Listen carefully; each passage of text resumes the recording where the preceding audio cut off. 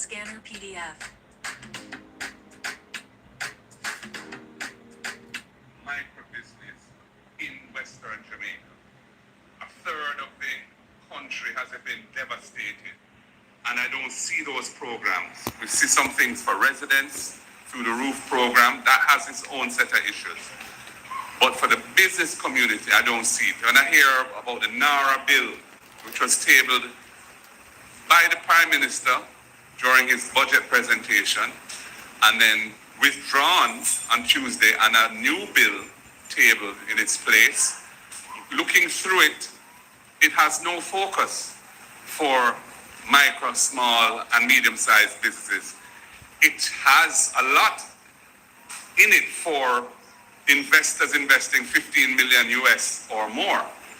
Because if you're investing 15 million US or more, you will now have NARA to help you navigate all of the regulatory approvals that you may need. And, you know, to the extent that there are any issues or delays, you will have the minister being able to step in and say, don't worry, go ahead. So it's really for big projects, government-funded projects, or private investors investing 15 million US or more. But what about the tens of thousands of smaller business people in the country? You know, what is the government doing to support those business people? And it's, you know, we pay lip service to it, often saying that small business is the engine of economic activity, engine of growth, employ most people, and so on. But then when the chips are down and they need a little backative, some credit, some financing, something to help them get back on their feet, nothing is forthcoming. I don't think that is right. In our last manifesto in the September general election last year, we had a number of things in there focusing on small business. We had essentially a tax holiday to encourage people to establish new businesses, a 3-year tax holiday for all new businesses that are established. We had a fund that we were going to fund initially with $1 billion and would top up annually for small business grants and so on. Because even though for many years resources have been provided out of the budget for small business, the distribution channel for those funds has often been choked, so that the businesses that are intended to benefit from that aren't able to access it.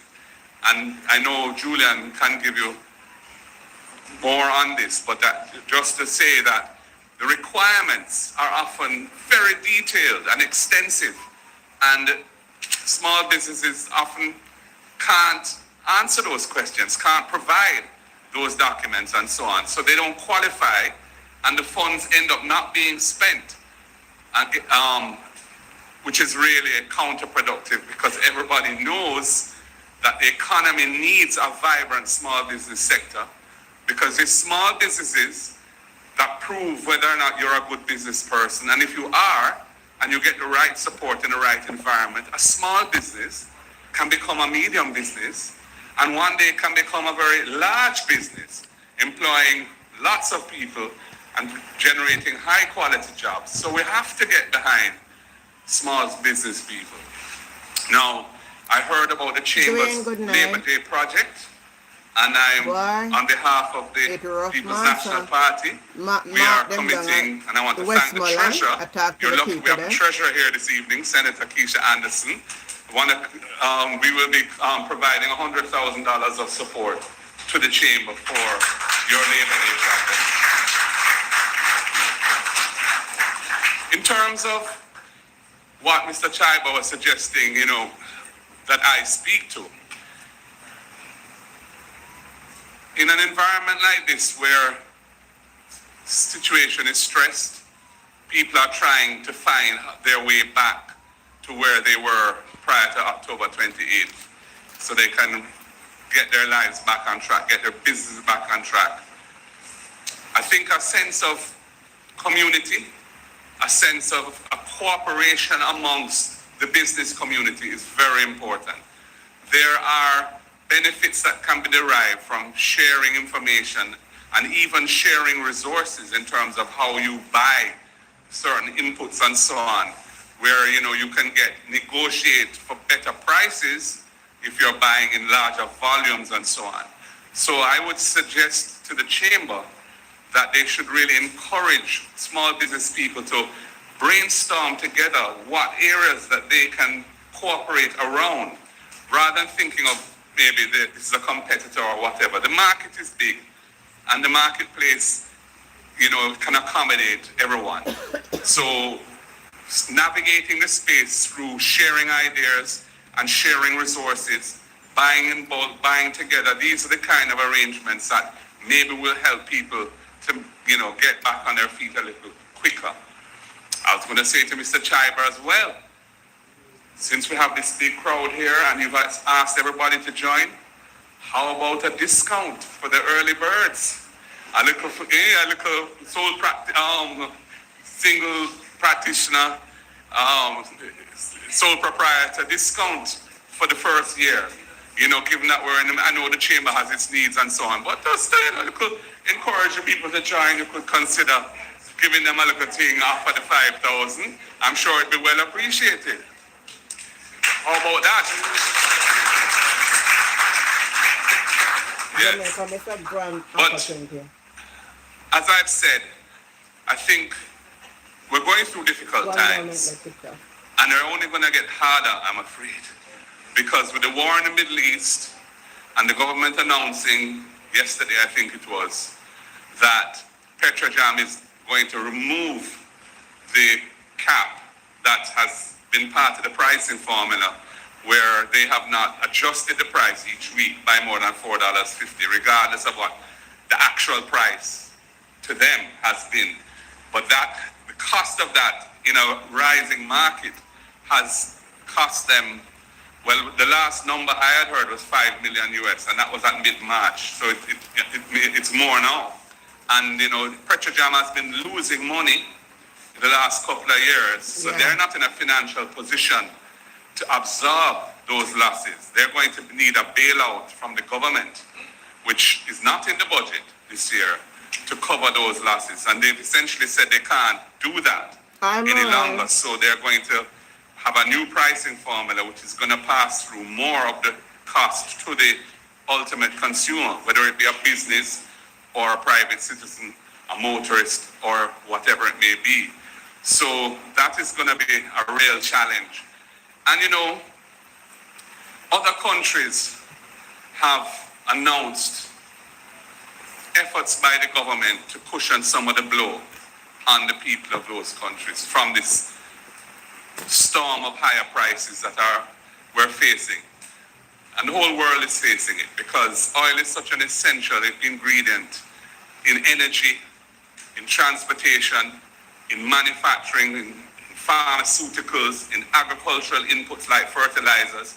So there are a wide array of critical inputs where the prices are going to be impacted by this higher price. Now, there was a tax that was put in place in 2015 on fuel, dedicated to financing an oil hedging program. That's a technical word, but essentially what it was to provide the resources so that Jamaica could purchase insurance in the international financial markets, that if the price of oil went above an amount, whatever price we chose as the price above which we can't absorb that on our own, we would be entitled to a payment from whoever we bought that insurance from.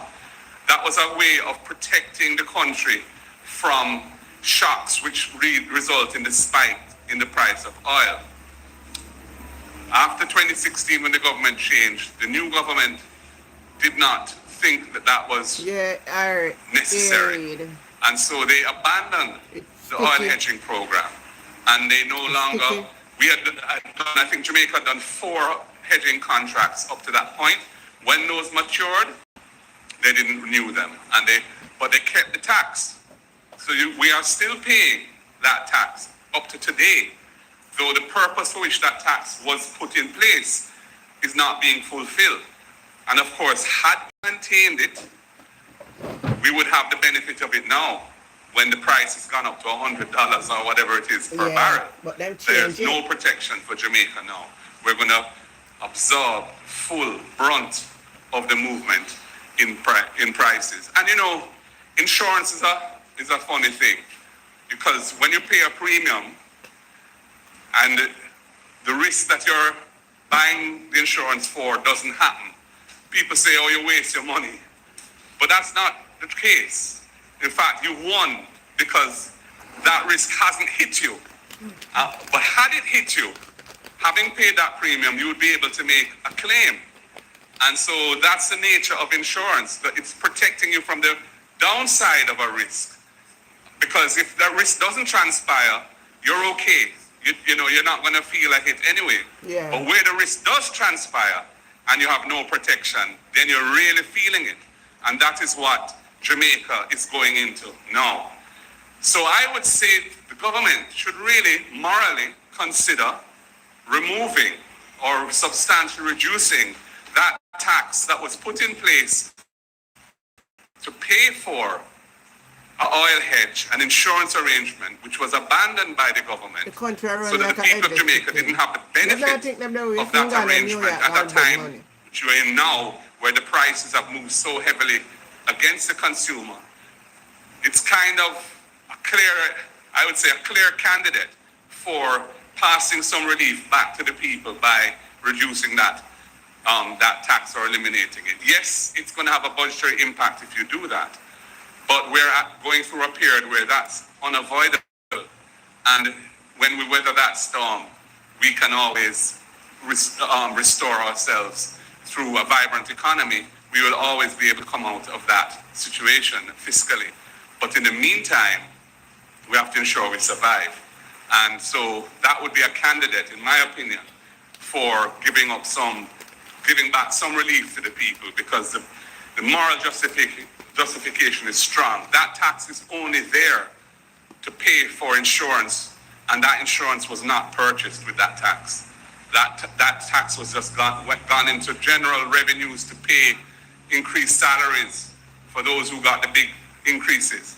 So, you know, the case for giving that tax back to the people going forward, at least during this period, I think is a strong case. So, ladies and gentlemen, at this juncture, I think it's a good opportunity for us to have a conversation. I would really like to hear from the business community what life is like for you at the moment, and what are the things that you would like to see done to help you get back on your feet, because nothing seems to be happening to protect your sector, and that is totally unacceptable. So let's hear from you. Thank you very much. Good night. Awesome ideas, Mark. Awesome. Very, very solid words indeed. Good turnout too. That we can get in the Westmoreland and I talk with the people them. You see Prime Minister do this from the hurricane? We're in for some serious times. You see the Prime Minister of Jamaica do this from the hurricane. Look what Marca do.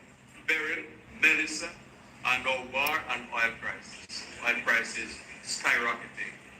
So One Mark Golden. I bet you gone to the people them and reason with the people them and hear the people them view. We don't see that from the Prime Minister. In Ghana for America want more money. I Fergie. Alright, so we will yield to his suggestion, and for the persons who are not yet members, I have not discussed this with my executive members, but I know they will support me by offering a 50% discount for all those who to become a member, but you have to do it today. Today. Alright? So you can fill out the form. Hold on, let me find it.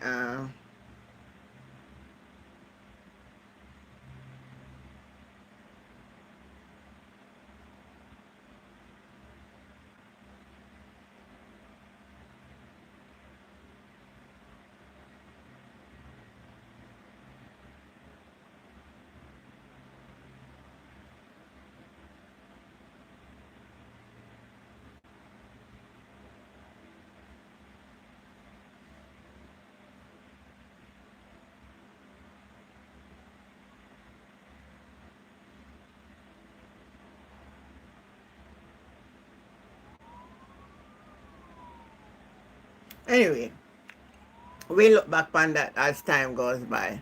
But very good to see. I wonder which one I Paul is now. Let me say if I'm my Paul or I other Paul that. Paul? Good night, Paul. I'm not hearing me. Good night, Paul. You must never. Good night, good night. Yeah, come here so you not answer me. What going? There. So what you say about always? You have to tell me what you say you're going. Tell me what going. Now, I listen to one thing there with Mark well in the country there. Yeah, man, I just said that play and I listen. You know, financial what is I didn't think that. That message from the hurricane as the government of the country, I see do nothing like that and going at the ravage area, keep nothing with the people them about business. Well, I don't know what going on in the country, so they keep. I want to hear what Labour right then officer tonight, because I want to hear what kind of defense will not come for Andrew Holness government tonight, because it's a mess. Really not mess. Can't go on the train. Nervous about your driving test? Prepare with the driving test No, routes app. you can't tell me. Practice on exam routes with Hold on. You can't tell me the reason why the government have planned for bringing a COVID style for the people at this time. When last month then, last month in the parliament, Flavor Williams come and say it will not impact the Jamaican people. Let me find the clip and play. Remember saying she said not impact it. I find it and make on ear what Flavor say. How many channels can you pick up with that satellite dish? Let me look back for the clip. Yeah. And so, Madam Speaker, I say to the people of Jamaica, you have our assurance that no matter to what level the price of a barrel of oil goes, this government has the leadership, capacity, and capability to lead Jamaica safely through any storm, oil price increase, or any other geopolitical issues that come our way. You have the evidence of our leadership. You can bank on us. A few moments But now later, that we need to conserve starting today. Government is going to have to look at policies to limit movements, especially transportation movements. I don't know, Minister Dixon, I don't know whether or not we go back to a COVID hybrid version of working from home, but something has to happen, because the level of traffic that I'm seeing on the road doesn't show me that anybody realizes that there's a war and the price of fuel and oil is just continuing to go up and up and up. So I'm sure that cabinet will deliberate and the government will come up with plans as to how to conserve, but it is 100% the responsibility of every Jamaican to realize that we are in a major crisis. And so, Madam Speaker, I say to the people of Jamaica, you have our assurance that no matter to... So we change the assurance that she come out and tell we about last month. What changed? Yeah. What changed this assurance now? Explain it to me, Paul. Yeah. Why? I don't know why. I don't know what going there. You know something going on. I don't know what going on. You know what go on? Them just lie. That's what go on. Them just lie. And come out with them PR. That's what do them. Alright. PR lie. I see Nikisha Burchell come out and talk and I say them a try to clip up the clip and I put in nonsense in the clip. The question, we're not going to talk about how many people access, but we don't know how much people get the money. Show with the breakdown and make the people that will get it come out contact. Bet you say a lie. Lie, man. Be a lie. Be a lie, lie, lie, lie, lie, lie, lie. We sick and tired of them now. But we tell them about them long time, but a lot of people never listen. Me want to, the Labour right one can join the platform tonight and can defend on the party and can join it. Me not rush on it tonight. Me will take on and listen to one officer. Because me really want to hear one officer tonight. What level the price of a barrel of oil? No, let me say this. And let me say, let me say this. Huh?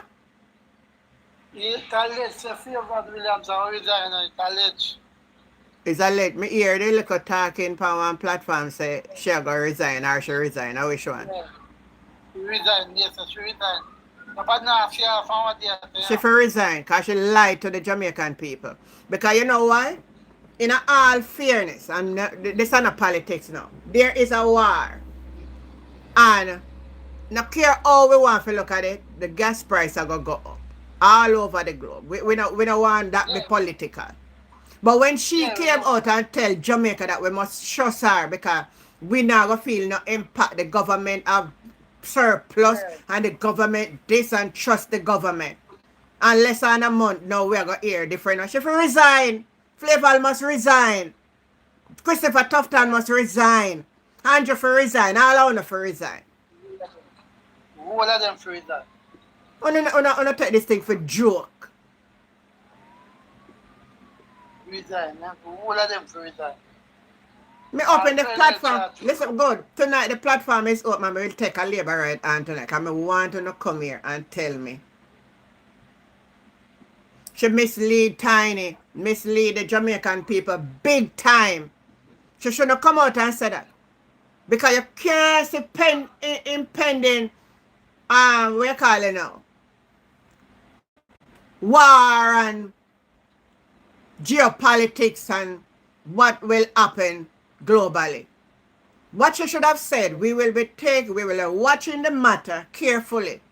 And whatever the government can do, we're going to try to do our best so that it don't impact us in a bad way. That's what she should have come saying. She give us an assurance. So where is that assurance? Me that listen to him to Diane. But me go back and listen to Mark a little bit. Before me met them people I get me upset. Hold on. Me go back over Mark program.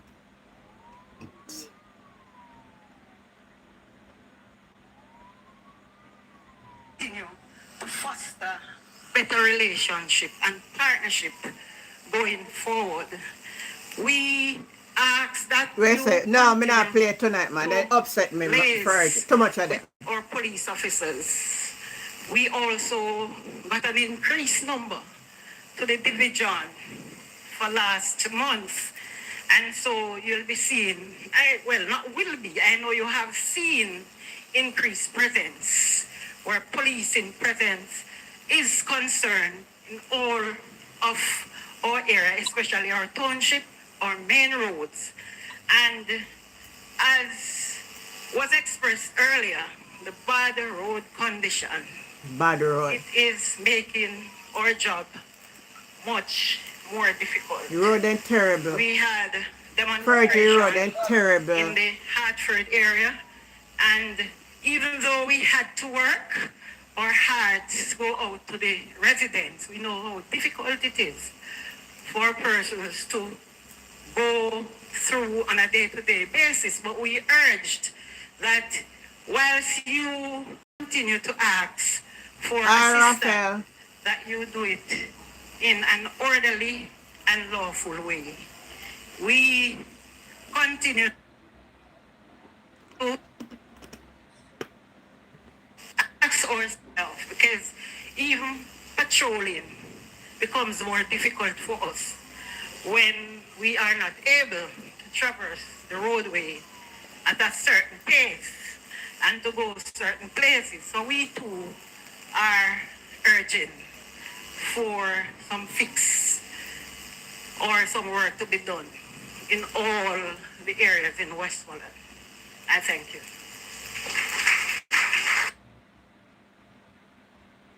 Very good move, Mark Golden. Go to the people in the area where get the hurricane most. And talk with the people one-on-one. Oh, no good leadership on no one, not no good. That's one problem at Jamaica. I want to sell out on a vote for black tank and chicken. That them do is.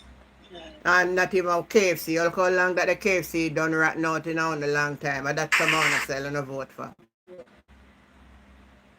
The internet a break up though. And my internet are for the internet. It is that you do. And please try to keep it as brief as possible. As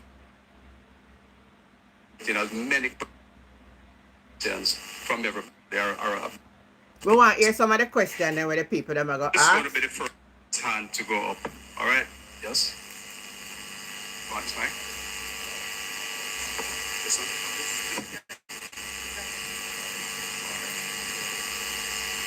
Mr. Miles, there's a... You may not know it's something a break up, man. Sure.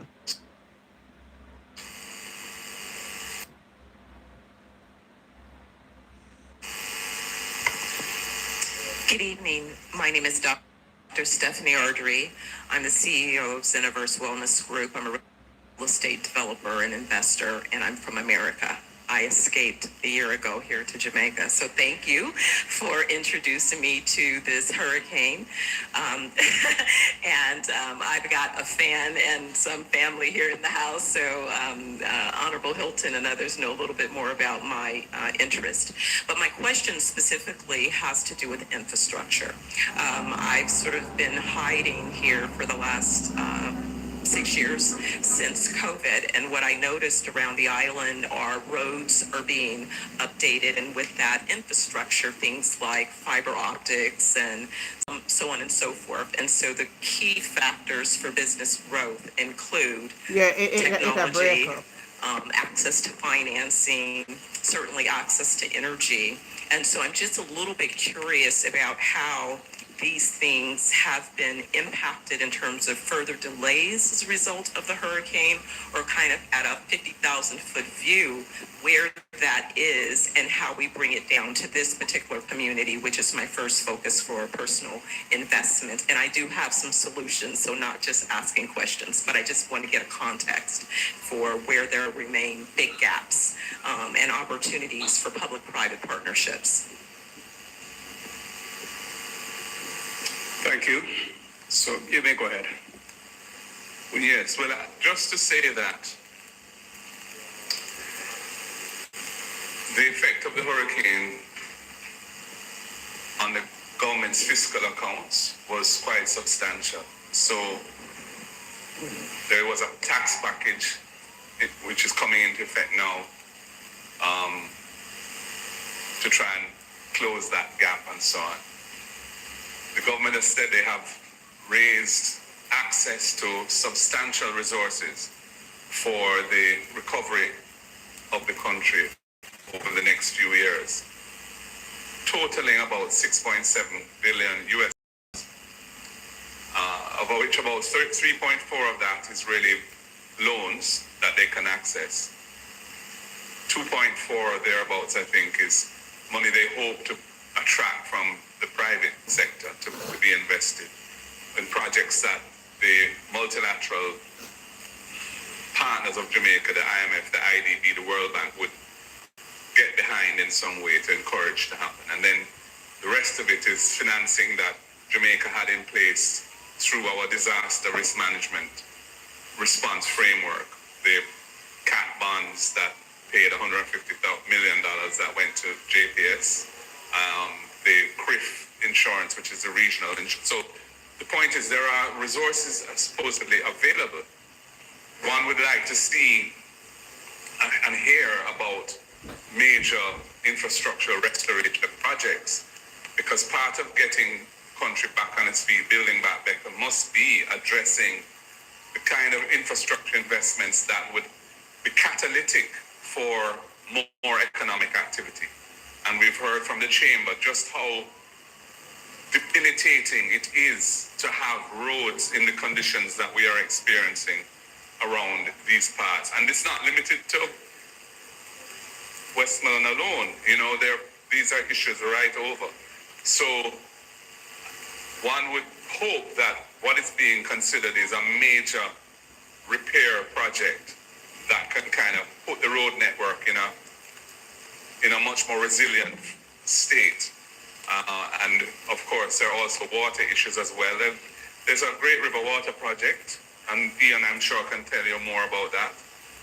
But I'm just giving you the overall financial background to this is, yes, the fiscal accounts are stressed, but there are resources available to the government to roll out some serious investment in some of these things if they choose to prioritize those things.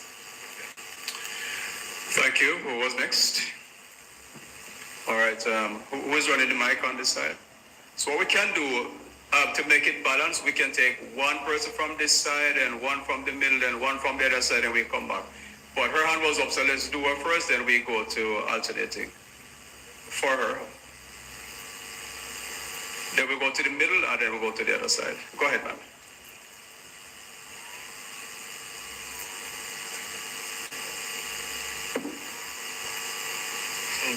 I'm a broadcaster from the United States. I'm from San Francisco, California. I invested in a lot in Negril, Jamaica. It was my first piece of property ever in my life that I've owned independently. I left the United States to come here and invest in a retirement home for myself. And my surname is Williams, just so you know, I'm family. But first, so I have an apartment that I can afford here that I rent, and I eat at local shops, and when the water is not flowing through the pipes, I have to fill up a bucket and pour it down the toilet like I've never done in the United States. I have to do my welcome to Jamaica, lady. I will people have to use bucket and I record myself and I put it on my social media to share with all of my friends in the United States that think they want to come here and live in Jamaica. It sounds nice and pretty, but it's very difficult. Difficult. I would not be able to do it had I not grown up in a rough part of the United States where my parents taught me how to do laundry by hand, cook for myself with the bare minimum, eating beans all week, and still maintaining my health, my mental health, and my physical health. It's a beautiful place. That's the difference. But there aren't very many differences, and I am a lobbyist. I am a grassroots organizer. I've worked on budget analysis with locals and town hall meetings. I owned a child care service where I can help local child care providers build child care so that these parents can go to work, right? Have some good, resourceful, supportive, ground level support. And that's what I'm here for. So really, ground level, first person, primary source, resources, and research. So that's what I'm here for. I also worked in transportation for the Department of Transportation in California. So I'm here to help, and I'll join today. Thank you. We really appreciate that. And we will talk with you a little bit at the end of the meeting so we can get the contacts going. Much appreciated. Who is next? Raise your hand, please, in the middle. Hi, good evening all. Members of the head table, opposition leader and his team. I have a question. I think MP Robinson and MP Hilton could possibly answer. Given the current geopolitical dynamics as it relates to oil and the possibility of the US dollar no longer being good night, the main currency to purchase oil. Rose, good How night. do you see Jamaica shaping itself to going out possibly on a deregulated market where it's just open market where you could just buy your fuel from the best price? Or how do you see us shaping and moving forward after the event of the war? I think the big issue that we face is we import 95% oil and gas to support our energy needs. That's simply not sustainable. When about 15 or 20 years ago, we had set a goal of generating 50% of our energy from renewable energy sources by 2030, which is 4 years from now. I don't think we're going to get to that goal. And the government This has meeting is been a meeting slow Mark Golden is in its having efforts to in roll out Westmoreland, renewable energy. so that the people can, when we were last, so people are in giving government, their, we had you know, a share with request the for proposal community. in 2013 that led to a build out in 2016, which I think would include Paradise here in Westmoreland. There was added capacity at Wigton, and there was content, I believe, in Clarendon. They took 8 years to issue the next RFP, which concluded in 2024, and it will take probably Very 3 interested, years yeah. for those companies Very to interested. build Hi, out. There's an Christina. additional 200 megawatts of Hi, Conhenry. Thank you, generating sweetheart. capacity, Very which interesting. they intend to put to the market in another year or so. We have to increase the share of our energy sources from renewables so that we can mitigate against these shocks. That's really the only option that you have as a small state. But there are other things we can do. It's too difficult, for example, as an individual or a business, if you put in your own generation capacity solar, for example, to get a net billing license. We have to encourage more wheeling, where if you generate in one location, you can provide the same electricity to another branch in another location. So there are things within our control, regardless of what is happening internationally, that we can do as a country. But frankly, we've just been too slow. So unfortunately, We're even too if slow by, for true. the best luck, there are cessation of hostilities in the Middle East, we're going to have this sustained period of high oil prices because generating capacity has been destroyed, which will take time to recover. But I hope we will use this crisis as a country to do more to encourage, for example, I think we need to look again at the duties on electric vehicles, the duties on hybrids, for example, so you can make it more attractive for people to use those kind of cars versus just gas or diesel. Exactly, Rose. That's how you do The it. long and short is there are things within our control that I think as a country and a government we can be doing more so that if we have another shock 2, 3, 4 years from now, have the same impact on the country. Thank you. Yeah. Oh, go ahead, Mr. Hilton. Mr. Robbins. Yeah, the assumption that the US dollar will not be the currency, that's some we'll see where that goes. But I think I endorse what Julian has to say about the things that we must do as a country. There are two other things that I'd point out, that the energy transition will take some time because the base energy for industry, for example, will require gas or oil for some time. But we have to transition out of that. The other thing I'll say is that we will be looking at energy security arrangements, and I think CARICOM provides some possibilities because of the energy finds within CARICOM, mainly between Guyana and Suriname, and perhaps something for us down the road. Don't know. But even if it's just Guyana and Suriname, I think there's a discussion that must be had about energy security within CARICOM. Thank you very much. One next question. Over to the left. Who has the mic? I'm not sure which one went up first, but... The electric car and gas too? Project. I just want to ask about Westmoreland. From Can you say your name, sir? And what? Ryan Marshall, president of the Negro Entertainment Association. Thank you. The only problem with waste management. We have seen a lot of countries using waste to transform to energy. Why is it that we have taken so long to use waste to energy transformation?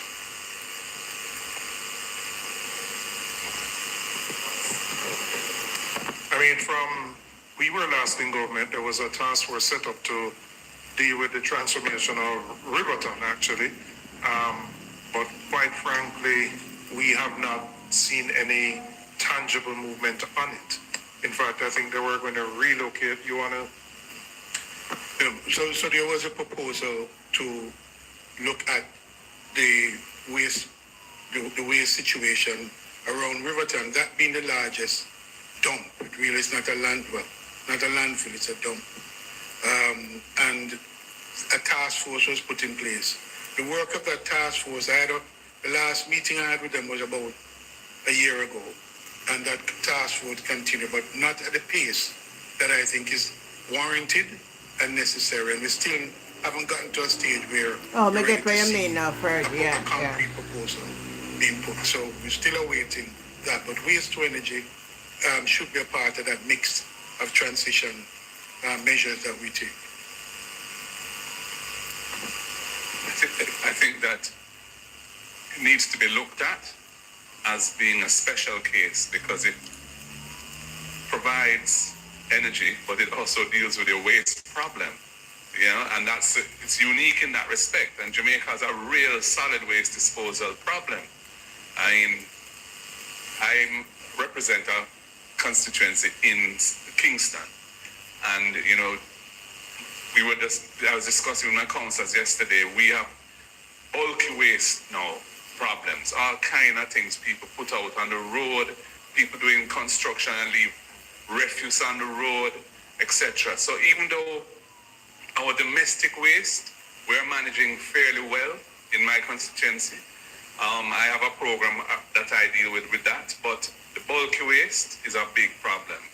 And the government, you know, they don't really have a process for managing that. It's done in an ad hoc way from time to time when it gets bad, you know. So I think if we look at the waste to energy as a thing that is not just solving an energy issue and diversifying our energy mix and trying to get our cost of energy down, but it's also a way of dealing with the solid waste problem, then I think we could prioritize it more, you know? Yeah. I know your MP was bawling about the garbage disposal situation on the video. Yeah. Just before MP Hales continues to lament the situation, I think enough has been said about the waste to energy part of the discussion. I think solid waste is currently failing the people of Westmoreland. And we, coming out of the hurricane, there was a program that was being done through the Ministry of Local Government where we're cleaning communities. And I thought it was going very well because residents were able to put out that bulky waste and they were able to clean, debush the area, clean the drains. You know, the communities were looking like life was being restored. That was discontinued. And a centralized program done, I don't know for what good reason, because the initial program was also providing significant financial assistance to residents who are in need. Yeah. What we now have is that pretty much as the elected officials, we become the chief mendicants. We beg on a daily basis for basic services. I mean, the garbage is piled up in all over garbage pile up still, all over place garbage. And, you know, it becomes a breeding site for rodents, for rats and all of those things, which then leads to an public health disaster. So I think more really needs to be done by the National Solid Waste Management Authority to deal with just the collection and disposal of the waste. I would like to thank you so much for the question and the answers. I would also like to add something to the matter of solid waste. Some years ago, I think it might have been 2007, 2009, the mayor, we were discussing it last week. There was a plan to set up a transfer station in George's Plain. We had a groundbreaking up there, and some equipment, I understand, were delivered. But for some reason, the project didn't get off the ground. Now, when you think of the distance from Westmoreland to Montego Bay, which is where we carry the garbage, it takes very long. It's a long trek.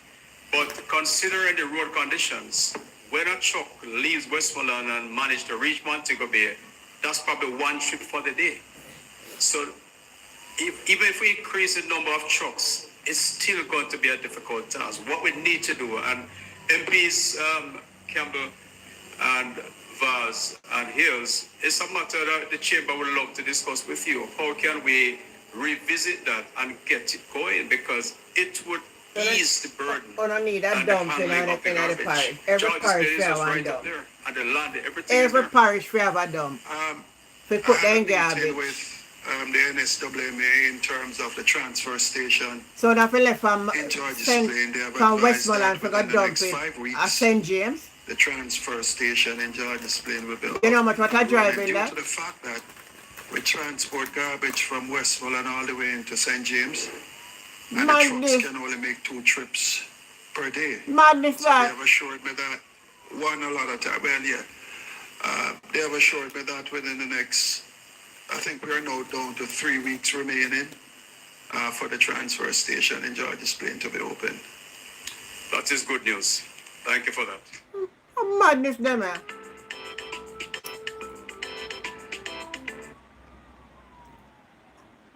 Hello, good night. Are you hearing me? Hold on. Go ahead. You not hear me? Yeah, my ear now, loud and clear. You're live, right? Yeah, man. I just want to ask you one question. Mm-hmm. Because it about me from the other day.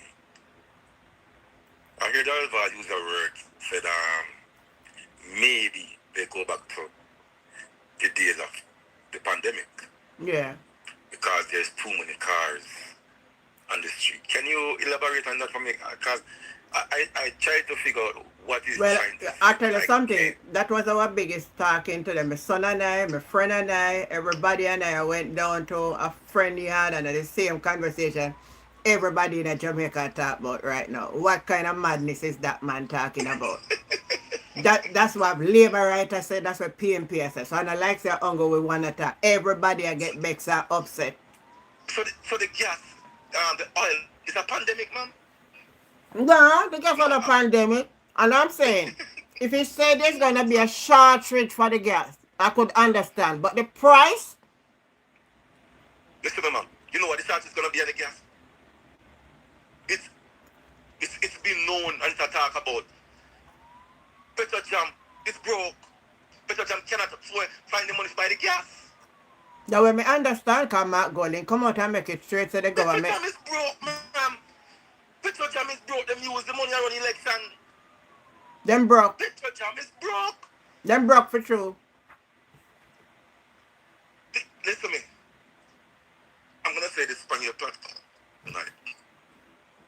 Me born and grew in Jamaica.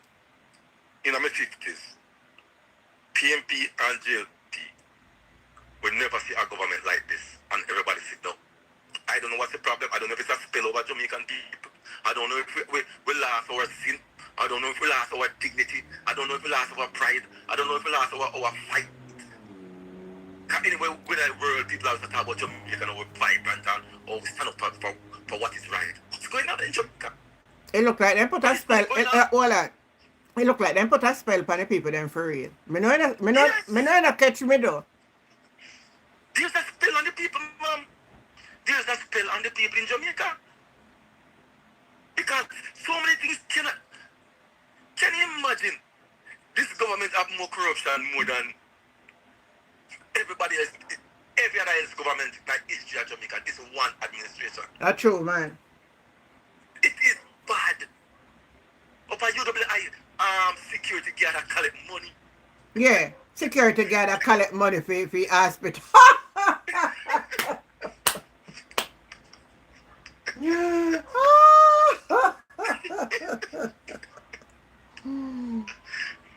Without no oversight, a security should not be unless that security is employed directly by the hospital.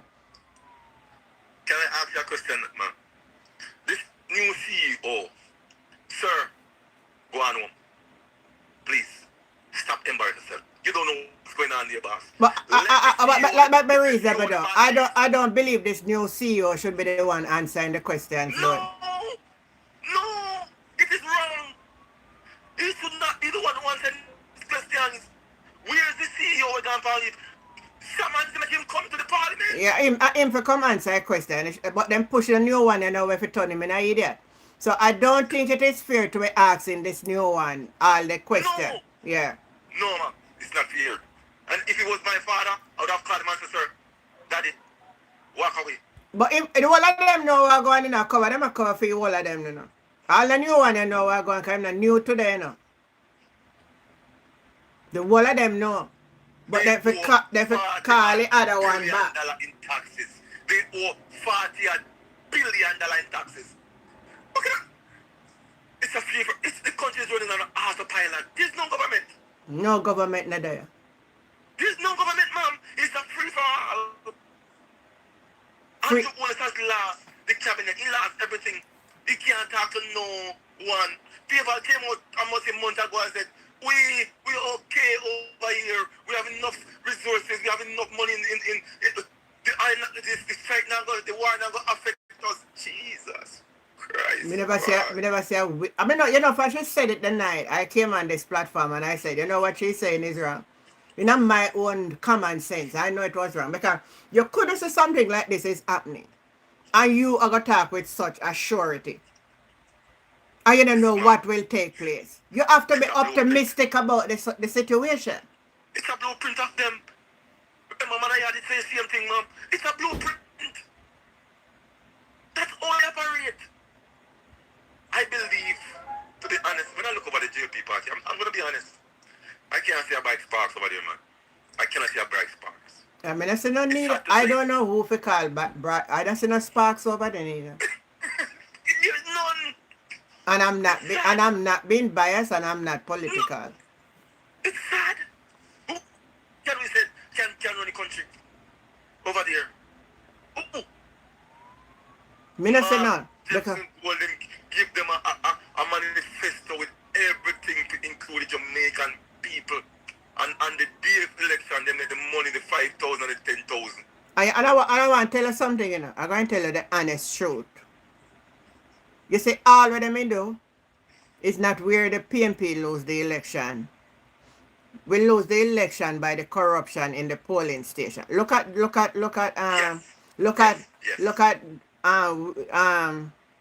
when it Terry Long, 900 and odd spoiled ballot. Never in the history of Jamaica, right? Yes. So that's one corruption that we can point out. I know Andrew Steed can't settle yet. That's another corruption that's a too. When we look in October, Hamilton, 300 and odd spoiled ballot. So it was a tactics they used. Yes. And pay off some of the people them in at the polling station to do all of these madness that they are doing. They did not win this election, and that's why karma take them and take a country. As fast as them thief election, you know see hurricane come. And from this, you know see a pay saltness take a country. All right. Yes, them are going ill. So them get a fair share pay, because I tell people all the while, whatsoever a man sow it, you go reap. So them buy destruction upon themselves. So them never really win the election fair. When I listen to Darrell Vaz, honestly, it's annoying, man.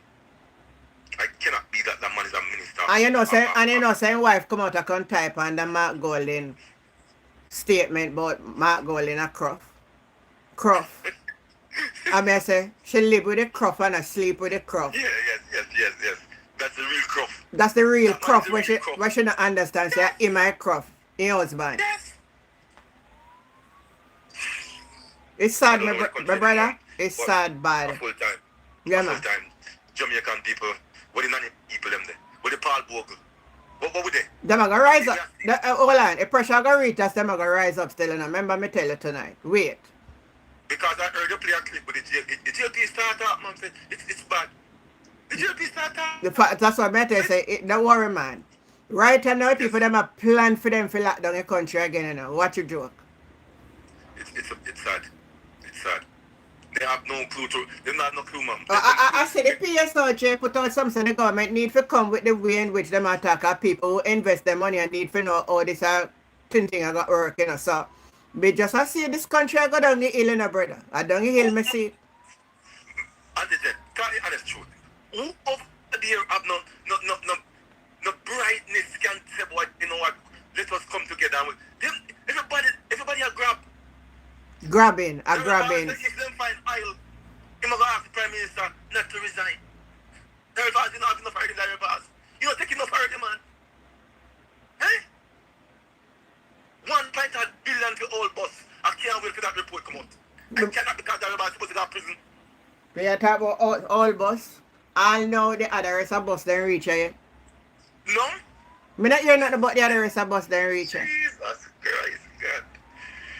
And then he come out with one set for this guys in a contact about new bus. When I hear no, I'll know no new bus not in the budget neither. Listen, man. It's talk. It's PR. Only talk. This government only talk. Nothing now go on at Jamaica, and I believe it's gonna reach a point where Jamaican people say enough is enough because we yeah, man. I just said it's gonna reach, man. It'll reach when people are gonna just rise up without nobody even say nothing to them. Yes. I enjoy your program, man. Keep the fire burning. Thank you. I like your program. I always listen to your program. I always support your program because you know you don't there and you put the fight and you burn. One day. We're gonna have a general election soon because it can't continue like this. It can't continue, so. Something gonna happen, man. Something God gonna allow something significant for happen. Watch what gonna go on. Yes. Yeah. Yes, thank you. You're welcome. Thank you.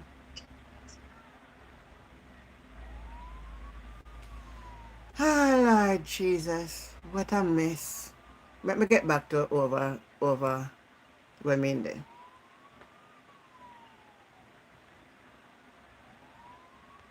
The conditions of access, as you've described them, should never be allowed. You know, Jamaica Double tap up the screen, man. Double tap up the screen, man. Support the platform. One of the major industries in the country. And Negril Beach and Negril is one of the major tourist centers that we have. So we can't allow our major tourist centers to go down and become an embarrassment, or, you know, where people come and think, God, this is not what I was expecting of such a famous place as Negril Beach. So I take your point there. Yeah, it is. I mean, the ethanol thing, you know, attempts have been made with that in Jamaica, but still have these huge acreages. They probably have estates bigger than the whole of Jamaica, you know, and the economies of scale that you can derive from that, the efficiencies and so on, are significant. Our sugar industry has really struggled ever since the protections that were negotiated in the past were removed under the WTO. We know that an attempt was made to privatize. No, I'm not him there. That did not work well. And the industry is really at a very low ebb, you know. But the idea of ensuring that we don't destroy our rivers and our marine life through our solid waste disposal practices, that is a very real issue. And we, you know, that is impatient of debate. And I don't think there's anybody who would disagree with you that we need to be ensure that we don't do those things, you know. In Kingston, we've had some attempts to clean up Kingston Harbour and to try and manage waste that flows from gullies into the Kingston Harbour, which has been a real problem. But it's kind of catching it at the back end, which is difficult to do, rather than ensuring that communities have waste disposal opportunities and practices so they don't have to be dumping their waste into the gullies, which is a real problem because people are not being serviced. It's the same solid waste issue on a timely basis. Right, so they end up doing things that they know is not right, but they feel they don't have any, anything else that they can do, so that's what they end up doing. Yeah, I got them. But I want to tell the treasurer to link you to help promote our GoFundMe. You say red, ashes and money to red. We're going to send you a little bill for the advertisement of your tour business. Ashes. All right, so we take the next question. I think Mr. This is such a lovely thing, Mark, though. Who is next, Oral? Okay. Ladies and gentlemen, and the Member of Parliament, good evening. Yeah. First, I like to say, God bless Michael Mann. The reason why I said that, I born in the 70s, and me I tell them, Mr. Mark Golding and all the members, they say, Westmoreland people, we go through a lot of tribulation through Siaga. I'm telling you, we go through a lot of sufferation through Siaga. The waterfront was down there. When I was in the 70s, I used to swim from wharf, go over to the barge. I used to take sugar and come back on the land. And may I tell you, Mr. Margolin, from them move the ship from Westmoreland. Westmoreland was doing good. Money was booming in the town. Everybody was happy. And once they mash up the waterfront, that's where everything in Westmoreland started go wrong. So I tell you, Margolin, we go through a lot of sufferation through the Labour Party. And Michael Manley have to come down here with Tony Clark. You know, how much land? Michael Manley say, we are doing so much land. The people, they need land. And Michael Manley have to bad them up and say, no, sir, you can't get so much land. I give the poor people them to live. So I have to say, God bless Michael Manley. That man stand up for Westmoreland. And stand up for the poor people. You stand up for Jamaica. And one thing I'm going to advise you, sir. You see, down by the wharf, I talked this already when Peter Phillips was coming up. I said to him, and the MP and Mr. Valls, I was talking to him. He said, down by the wharf, any of sugar, and if we don't want to put no more sugar ship, we can get some cruise boat. We can train the people them down at Westmoreland, the youth them to turn a tour guide. You understand? Put up something to show the tourists them say, boy, this was a history play, because Westmoreland have a lot of history. Westmoreland have a lot of history, sir. And you see, for the sugar front, leave Westmoreland, that's where crime start up, everything start go wrong, because the youth them don't have anything to do. I may beg the private sector and the business people there, please, I'm begging you, we need to reach out more to the ghetto youth, please, because we have youth in the ghetto have a lot of skill. Please, I'm begging you, we need to reach out to the ghetto youth, and because Mr. Golan, I'm telling you this, the police them doing a good work, but listen to me, you say we don't reach to the people in the ghetto, things gonna go wrong. You have to reach the people them in the ghetto. You understand? We have to reach them, we can sabotage them and entreat them. You understand? That's cause crime. You understand? That's cause crime and a lot of things. So please, I'm begging you. So you can do for you, sir. So I want to thank you for all those comments, and what the chamber would like you to do, sir, they could provide a little list of the names and the skill sets that each person have around there. We will circulate it and we'll engage as best as we can. Over to you, Mr. Goley. Or anybody from your panel. I think that your offer is commendable. I think if something practical can come out of the passionate statement as to how to get the youth them engaged in productive activity and help to uplift the youth them, that would be a great achievement coming out of this event. So I endorse that suggestion. And of course, reach the youth them, not stop kill off the youth them. Reach the youth them. Champion of our party, and we're very proud of what he did for Jamaica. I should mention I have a family connection with Westmoreland, with Sav, because my mother grew up in Sav. Her father, my grandfather, was the medical officer of health, the doctor in charge at Savlamar Hospital, up to the point where he died in the 1930s. So my mother grew up in Sav, so I have a little, family connection with this place. Yeah. Thank you, sir. Next question, please. All right, name is Cosman Jackson. True, Fergie. Hi, Maureen. I was at the Jamaica Stock Exchange conference earlier this year, and Minister Arbin mentioned that the government was able to raise significant, I believe he mentioned $7 billion at 2%. And he was imploring members or persons who were there to go in their community, tell the members that they can apply to the Development Bank of Jamaica with their business plan for funding at very low I came back so excited and came to my colleague. All those persons who are approaching me and wondering how they're going to rebuild their businesses, they have good business plans, and I suggested to them that they could get in touch with Development Bank of Jamaica, which they did, only to be told that they have to go to their commercial bank, and that it is through that window that certain sectors So then, will be funded. everything these people come out and say is just a big fat lie. Ask if you could do some further investigation into that, so that our members could perhaps go back to another source or another avenue. Well,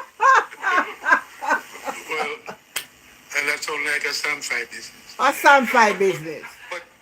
But seriously though, first of all, you would have heard it yourself, Cosman. So if you've heard it, I have to rely on that he did say that. And if he did say that, that is misleading, because they may have gotten funds from places and given it to DBJ, but DBJ, as you found out, doesn't lend money directly. But beyond that, we were told that they have for small businesses, micro and small businesses. Hey, really small businesses. I sample them around the country. Really can't access DBJ loan.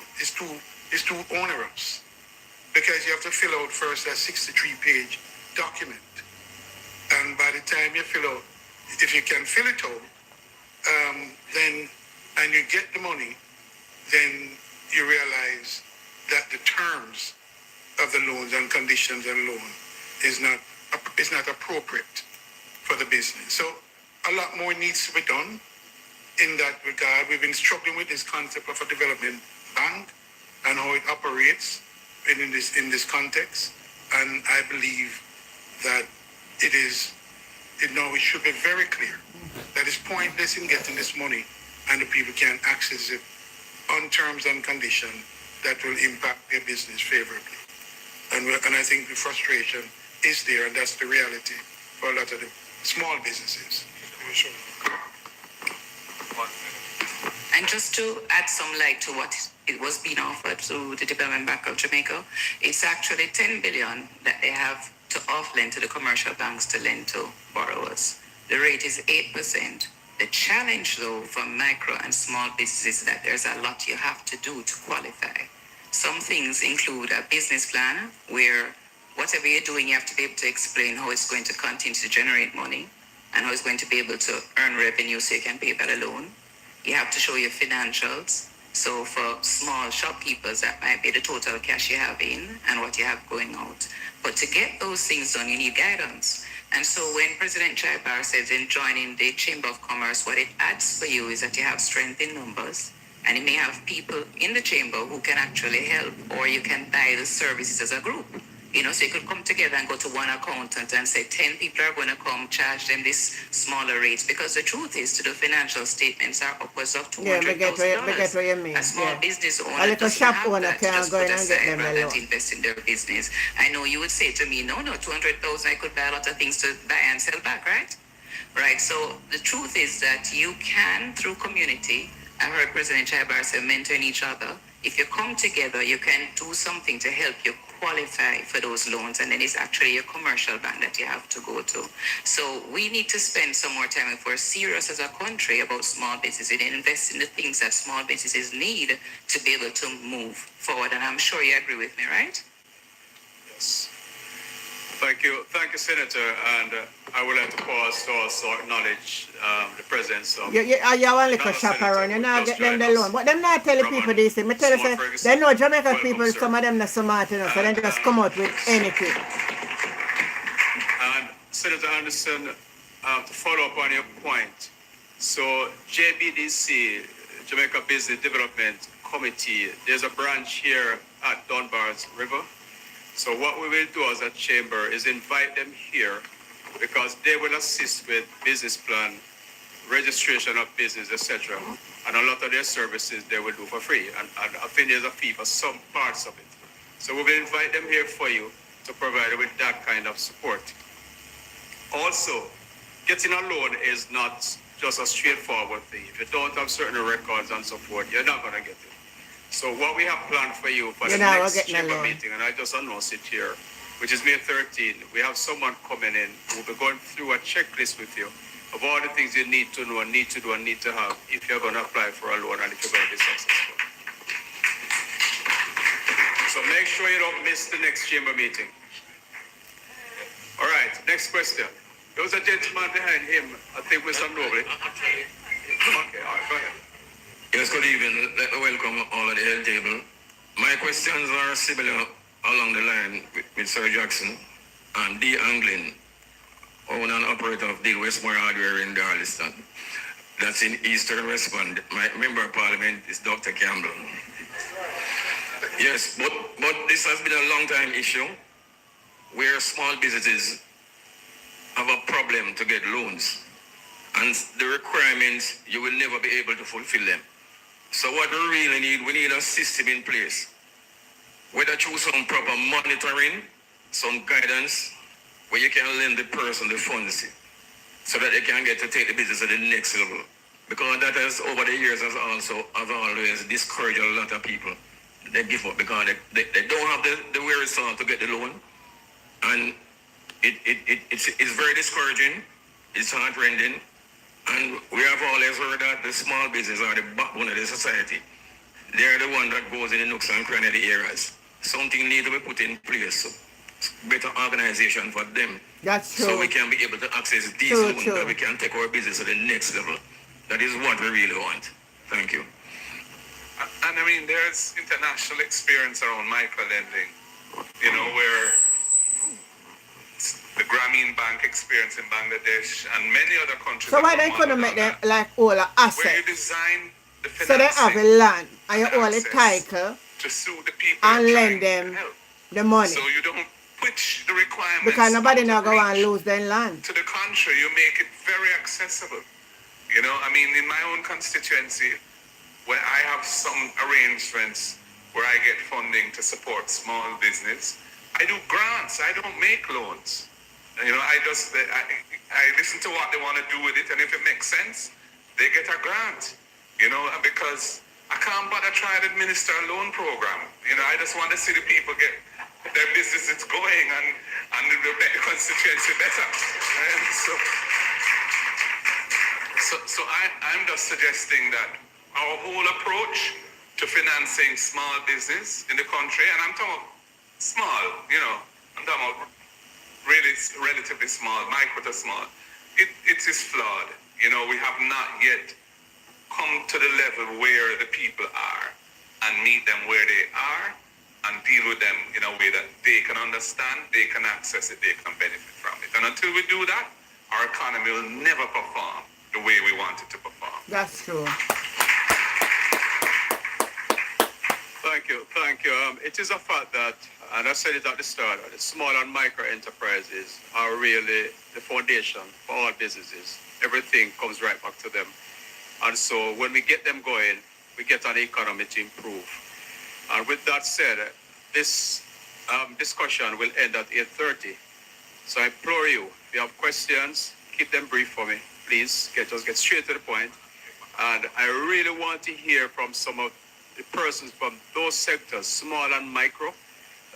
Let us hear your concerns and what kind of help you need. Because Mr. Golding, as he rightly says, some of us will never be able to get a loan at this stage until we get some things in order. But a little grant could go far away. So we'd love to hear from some of you. Who is next? Go ahead. Good afternoon, everyone. My name is Crystal Evans. I'm the country manager for Harmony FinTech Limited. So basically what we do is that if you're a jerkman and people come buy from you and they have them card, they can just take your phone and show them it and scan it and they can take the payment. So they don't necessarily have to have cash.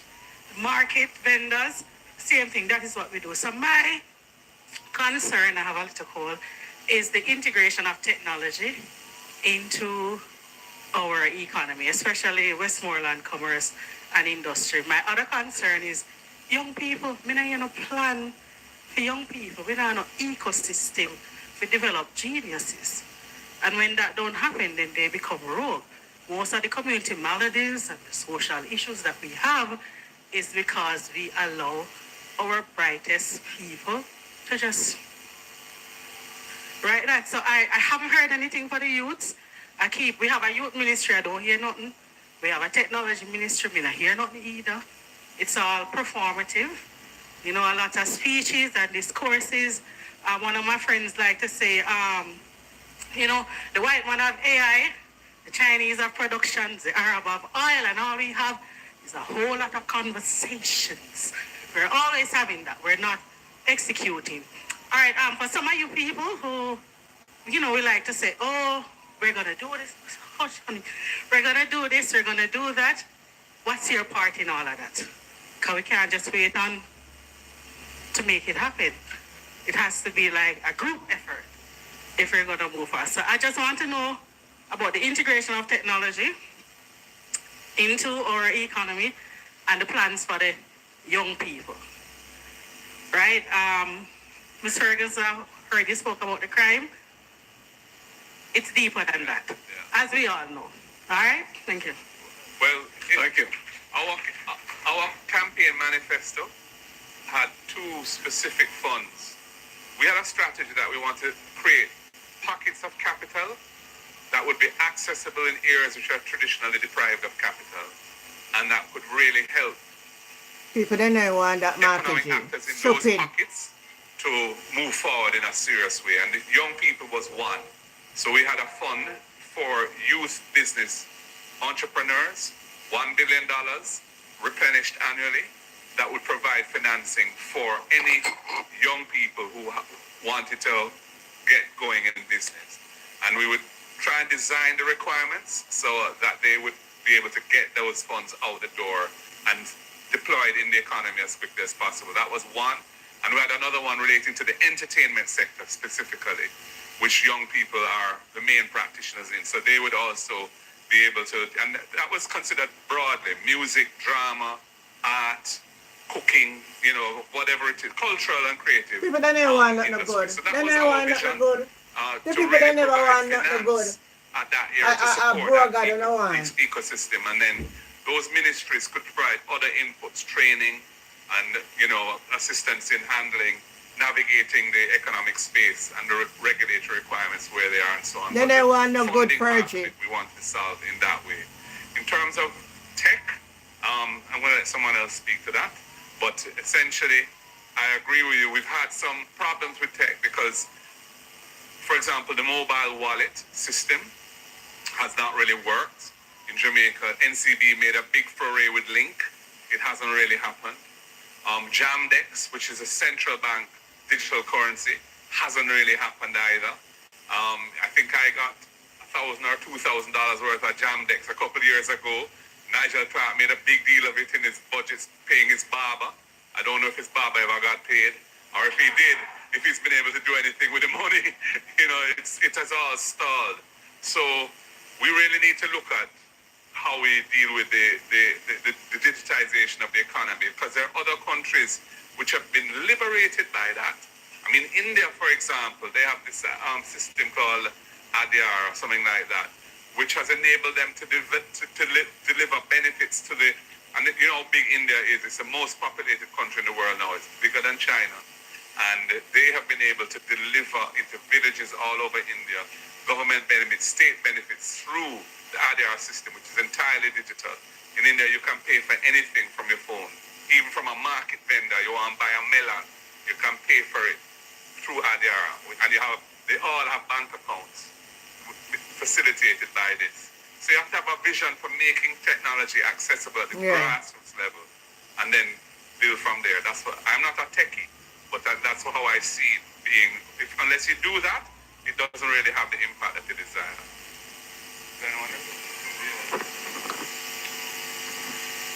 Thanks. Good evening, everyone. In my portfolio, productivity, efficiency, and competitiveness, technology is one of the prime enablers. And if I could just take 2 minutes to say it operates at a number of levels. If we start at productivity at a personal level, the first thing we have to transform is our education system. And we've been talking about this for forever. But if you go, I'm telling you, sir, the better choice in the people. as a member of Jamaica, parliament, I told you looks it was the very better similar, choice. and it's organized much as it did when I was in school decades ago. If I walk into a bank or a supermarket or any other type of organization, it looks completely different and it operates completely different and driven by technology, but we still haven't incorporated it in a meaningful way in our education system. We talk about upskilling our workforce. Technology is one of the ways that we can do that. Those who didn't get the first opportunity in school can be upskilled. And one of the initiatives we had around that was in our campaign manifesto was that we were going to use heart to match dollar for dollar every business who invested in upskilling their workforce, whether small, medium, or large businesses.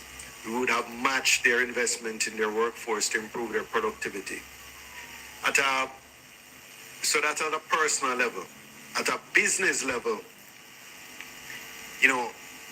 there's a whole, AI is transforming personal productivity, particularly in some industries, but it is having devastating effects right now on many areas in our business process outsourcing. In Manchester, in central Manchester, I championed the first BPO center. I brought Sutherland Global to Manchester, and at their peak, they were employing close to 10,000 people in Jamaica. My understanding is now that has been cut in half, and it's affecting many other BPO type operations. So AI is inevitable, but if we don't use it, and if we're not early adopters of it, we're actually going to be victims of it. I give you another example. There's a company I'm associated with that had a margarine tub filling line, and they've just introduced, or in the process of introducing, a robotic line to replace the humans who were tub filling. They've reduced the employment on that line by 85%. But the efficiency, that company will now be able to compete in export, not just in the region, but across the world. So what this takes is investment at the company level to give people the skills. When I'm driving down to Mandeville every week, many times a week, it pains me to see people cleaning the highway, the east-west highway, with broom and rake and wackermen cutting the side. You never see that in a first world country. They have machinery, sweepers that people sit on and, go down the highway at 45 miles per hour, and it's so much more efficient. And these are the sorts of investments we need. At a national level, government bureaucracy is a huge impediment to improving our productivity. And, a big part of that is corruption. Things stay inefficient so that people can eat our food from making it happen. There's a certain arbitrariness in our approval systems. They're not predictable. The first questioner spoke about her interest in real estate development, I believe. And if you're talking about real estate development, it can be a minefield in terms of you try and go through the process, you follow everything. At the end of the development, the Water Commission might say, yes, I know we approved the project at the beginning, but guess what? You can't connect to this sewage line here, or you can't get water at this line. You have to run it another mile in order to get it, even though it was approved on that basis. The fire department says, yes, we approve your plans with regular windows, but no, we really think you need fireproof windows. And this is the sort of unpredictability and uncertainty that discourages investment. And finally, I just want to say there's a systemic impediment to productivity and competitiveness that we have, which is the cost of energy. Just on my drive down here, I calculated on my residential bill what my last bill, what the cost per kilowatt hour was. And it was 47 US cents per kilowatt hour, which is, and it's growing because I believe by next month, when the full impact of the oil prices pass through, it will be even more.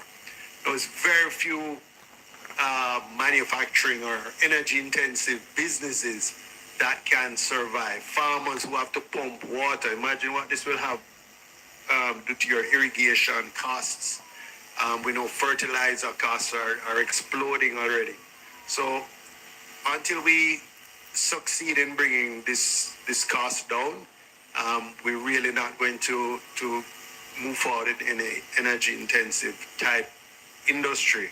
There are solutions which individual entities are finding, but the problem with that is that it's actually going to make electricity more expensive for the average Jamaican. And how is that?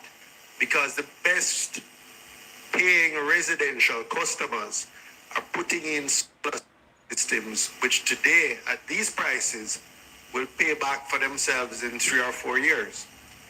The best paying commercial customers are putting, cogeneration systems in, which will pay for themselves. But when these people come off the grid, the overheads of JPS still has to be distributed by the rest of us.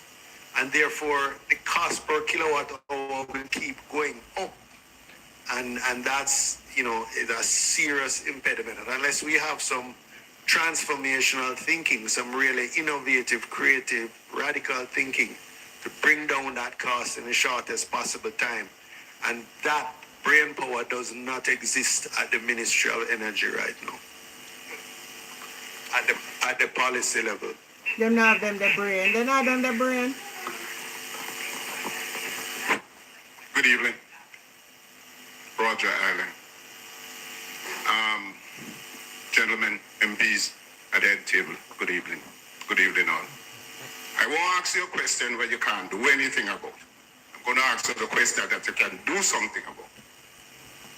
The people of West Poland, over the years, have always supported the People's National Party.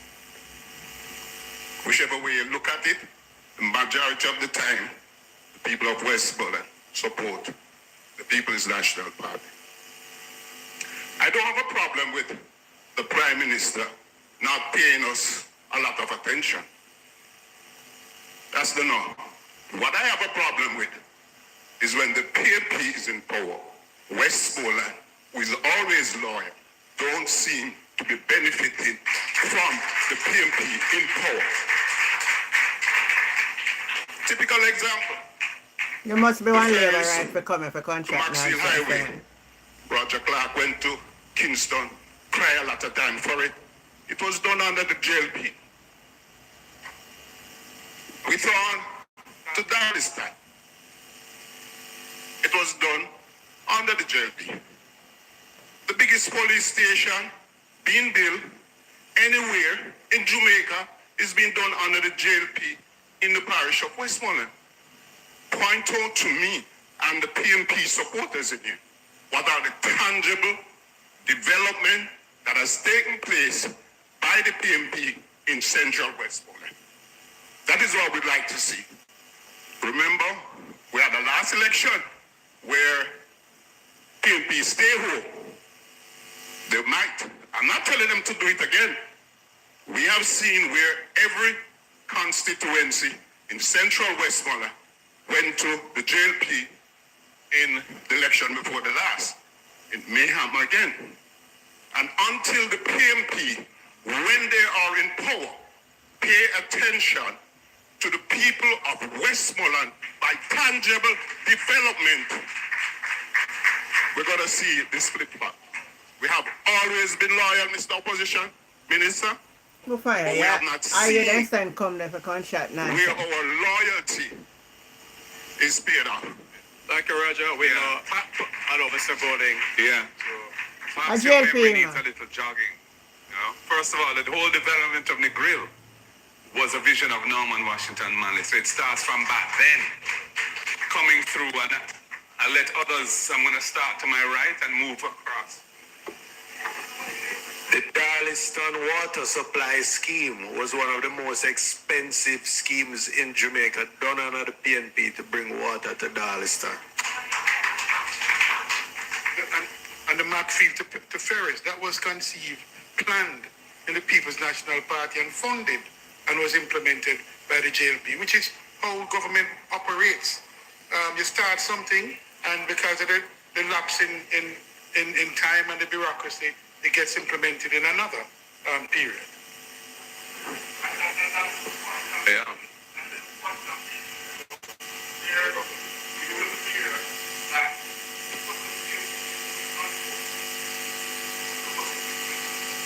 Folks, we are interested in who make it happen.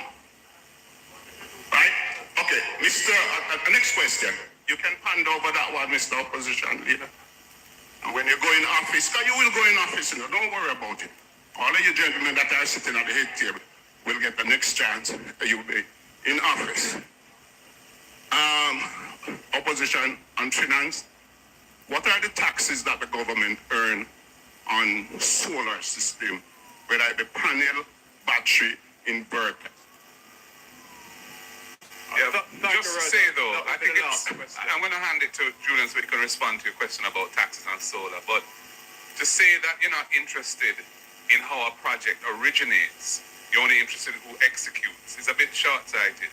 Maybe because you have to arrange the design, you have to do all of the preparatory work, you have to raise the finance, and then you do the construction. Now come on, sir. So put it. We want to finish hearing the question. In the case of that particular road, by the time it reached that stage now where it's just to engage a contractor and execute, is the easy part. Yeah. And I do understand that. I do understand that. So, yeah. But as a person who have gone with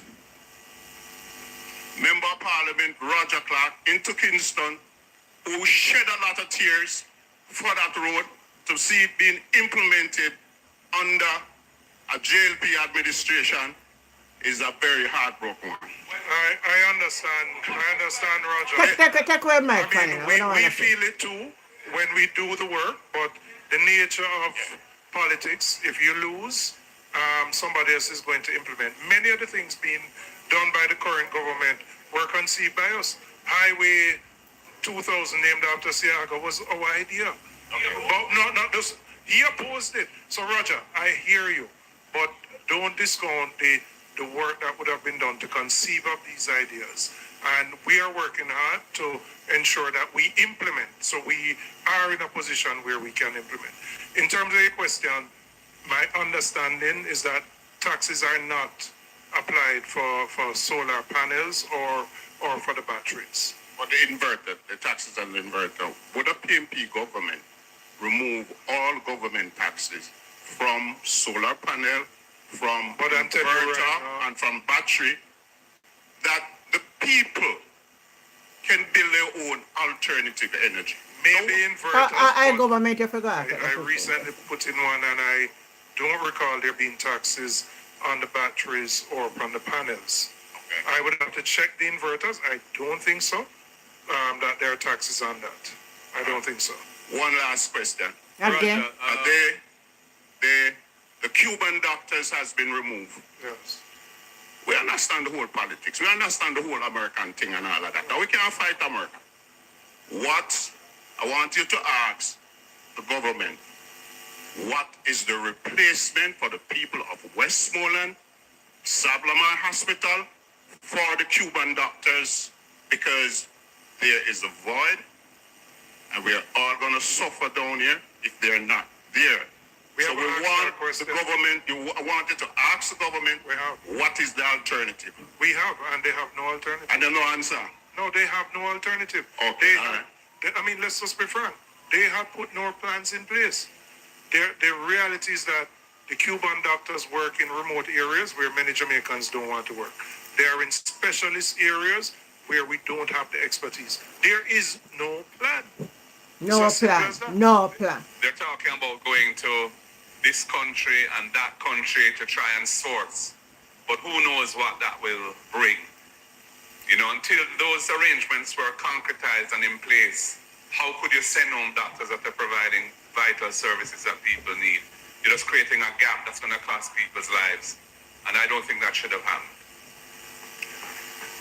Ladies and gentlemen, that will be the final question. But what we will do, if Mr. Cody will allow a little time for one-on-one interaction after we close this section. Is that okay, sir? Briefly, for a few minutes. MP Robinson, I must tell you that there are indeed some taxes and some components of the. All right, so me put in Mansa. Mansa, good night, Mansa. Good night, Mansa. At first, good night. Yeah. You know, sir, at first I was going to say it was a labor right plant. To the question, I'm phrasing question. Yeah. To make it sound like the PMP not do nothing for Westmoreland and them thing there. But the last point he make about the solar panels, which I think we talk about this already in a gen. Yeah, we talk all over them about whatever we talk about. Yeah, we need that's why they can't introduce manufacturing, factory and everything there because the cost of electricity. Yeah. So the government over the years have to deal with that. We have sunlight all year round. So the way is solar. At least sorry guys, we all long a thing. Of the country. We did talk about the solar thing. I see it now? Yeah, at least. So we're going to have a serious problem down here now, Mansa. Serious problem here. The statement with Darrell Vaz said. You see me? But these. But here, these. What Darrell Vaz is saying now, when we stay here and pick the stay here and say I'm more current using a fan run, fridge hopping more. So yeah, save we finna go on the road, but then we bill where we are gonna say we are gonna pay one now for like 20,000 my last bill come to. That I got double, you know. So what gonna happen to it? We like now we cut off. We talk about this, you know, from the war starting in Iran, we talk about them things. Yeah. But Flavor, come on, good answer, we don't have to worry, don't it? So why we have to worry now? A PR government, man, because it must affect Jamaica in a car. Remember, I said the same area, Michael Manley win 72, and then 73, you have the oil crisis. I call in. Yeah.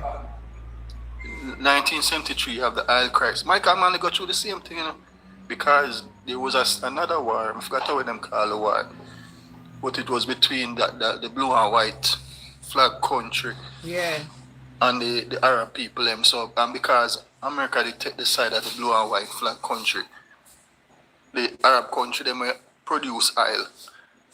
Them restrict the oil. Them stop sell oil and them thing there. So they reach Michael Manley. But why we in a problem? Why we in a problem? We not get oil from Venezuela again. No, because remember say them take over that too, you know. Them take over. Remember say them get rid of Maduro, and them control it now. So we can't. America control it now, you know. So we can't get no. So we can't get no oil from Venezuela then. We don't know what kind of relationship Andrew have with Trump. Them can go to them and say them need oil and them thing there. But them control them oil and all. Remember at one point, you know, them need say Rubio, they say them have run the country, you know. You see me? So it must have affect Jamaica, but because it's a PR government, them just come for make everything look good. It must affect the country. So as far as I'm here, Mark, I said Petrojam not have no money for buy the deer oil, you know. Them a thief everything, remember say we name we know which one you Wheatley. Yeah. Not did it. Wheatley not thief. How much barrel of oil when in thief it come up to about 5 billion. And he a whole heap of gas station over a place, you know. And whole heap of gas station him have now. You see me? Them thief billions of dollars You see me? Petrojam broke. The man we said earlier, we call him right. Petrojam broke. Me The broke. man, everybody a thief, you know. Everybody a thief. Everybody a thief.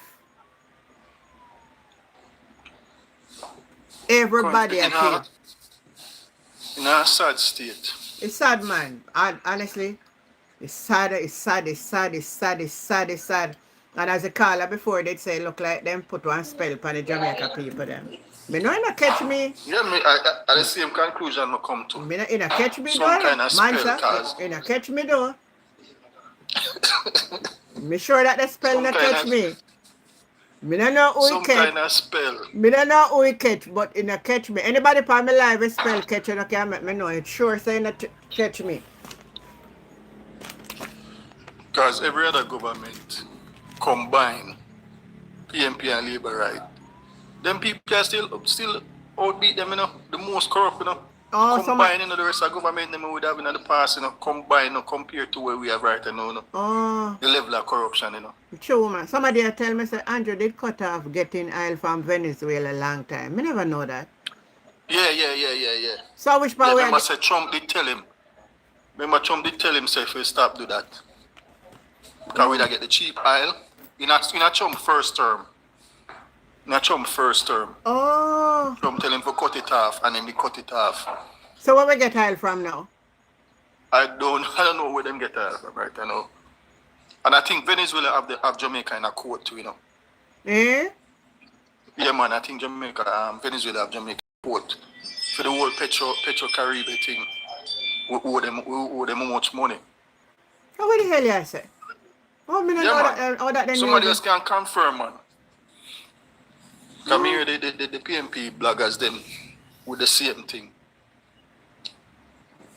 You see me? Oh. But the person right, man, Andrew, they cut it off. In a Trump first term, Trump, they tell him, say, cut off that deal there. And then we end up going to pay more money for oil, and we don't get it so cheap.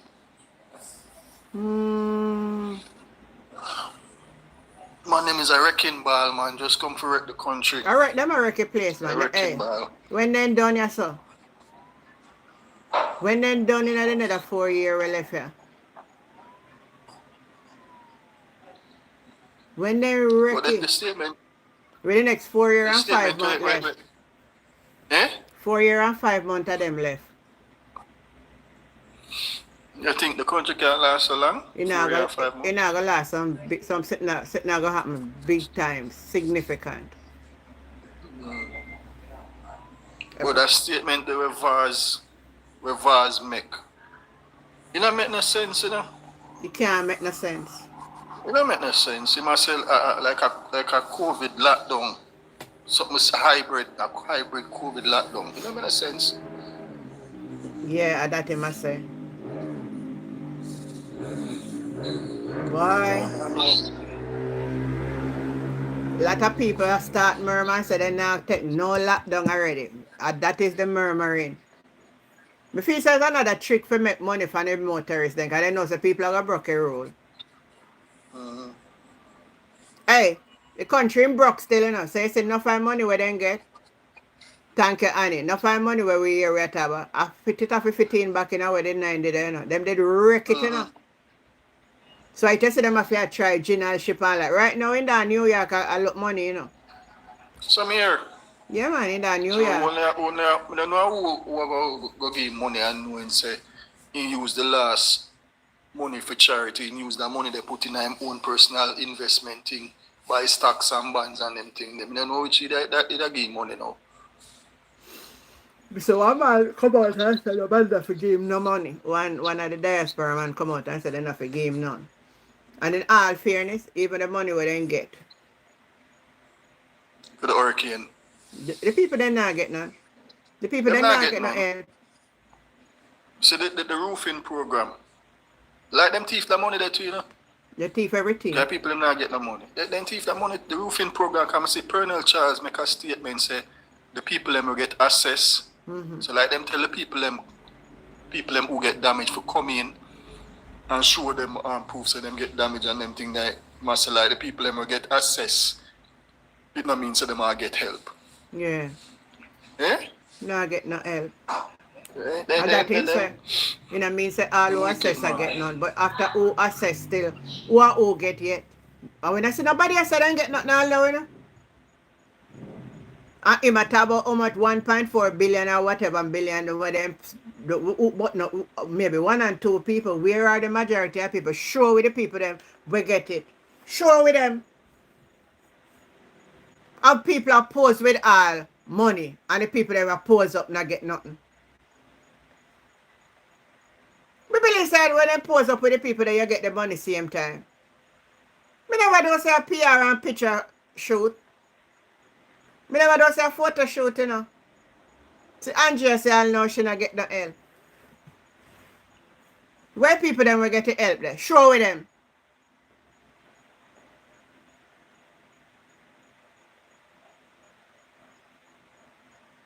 What is this? So, Me, thank you for make me so know what you say, say then? me did think Them that take Jamaica. picture with the people them hold the money, but them not get the money. No. No. No. Me not even know say Jamaica not get oil from Venezuela again. Me never even know that. Yeah.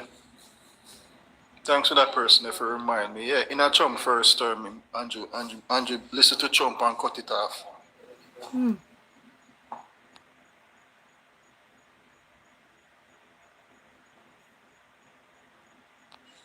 So me no know what I go do. Maybe. So that means if the war lasts for a year, we now get where them a get oil from. Them a go lock we down.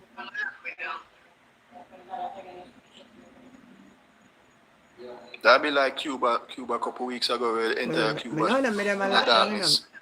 Me don't plan my trip for come to United States and nobody then could have lock it till then can't lock it no more than that tap me.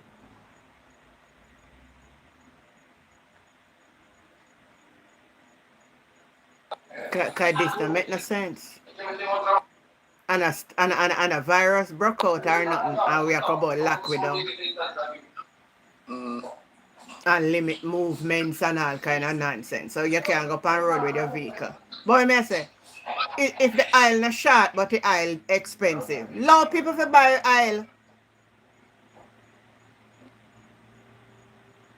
It no matter how much them a sell it for, we can buy with gas. That not gonna make the economy go down worse if you restrict movement again. It's a madness, man.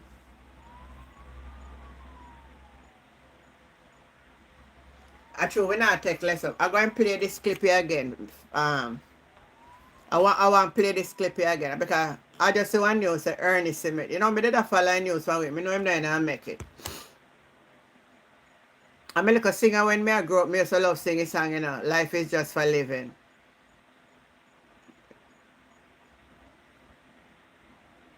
Ernest Smith, he's a song role Jamaica airwave during the 1970s has died. The singer-songwriter who was ill for some time passed away at the University of Miami Hospital on Thursday according to his manager, Joanna Marie Robinson.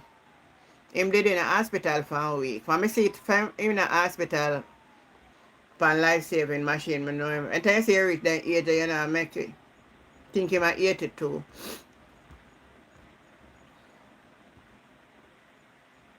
This video here, I'm supposed to, this clip here, if I play it all the time. And sometimes I not remember it to remind the Jamaican people them who really this government is. Let me play it again. President, in framing his contribution to the budget debate, the Prime Minister told the nation that the world order as we knew it had changed, that he knew the present state of world affairs was troubling to most Jamaicans, and that seeming unfairness appears to characterize the new order. But Mr. President, Jacqueline, when has this not been so?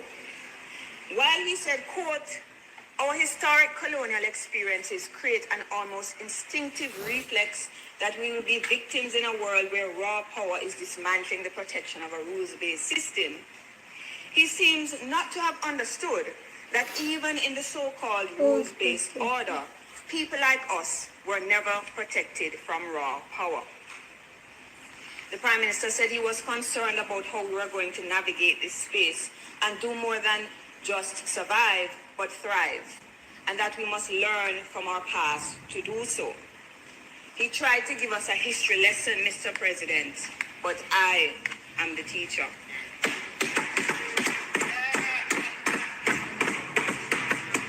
Mr. President, we on this side know where we are coming from as a people. We know that colonialism and slavery brought brutal violence into our midst as a norm, made us poor, made us self-doubting, made us think deeply about what a different world built on freedom, equal rights and justice could look like.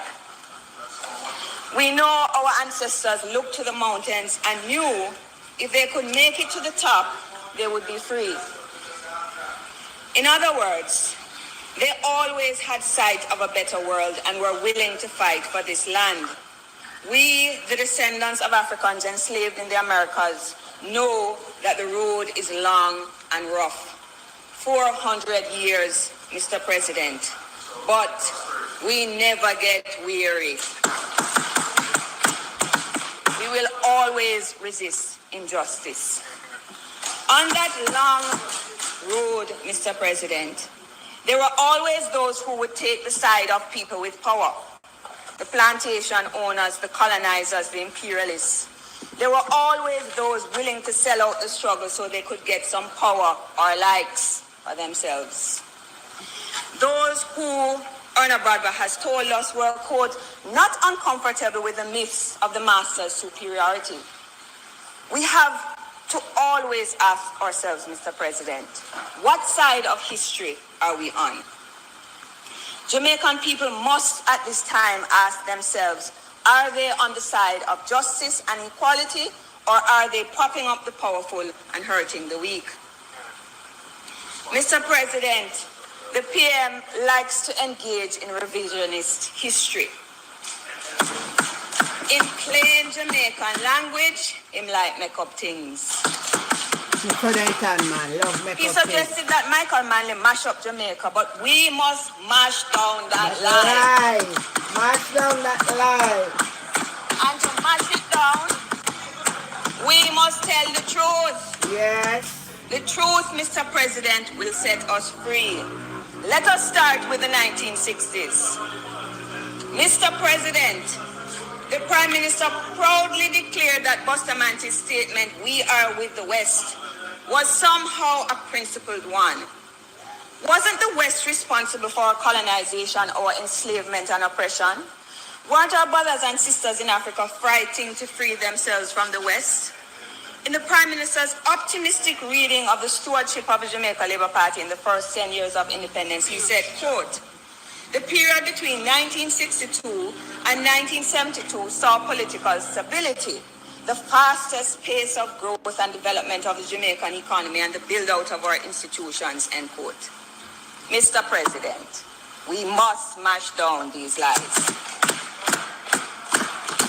In actuality, the fastest period of growth was in the 1950s, continued into the 60s, and it began to slow towards the end of the decade. Mr. President, you might remember the Ethiopian song, Everything Crash? That was released in 1968, and what did they say? They said everybody was on strike, down to the policeman. They said, and what one by the morning can't come go that evening.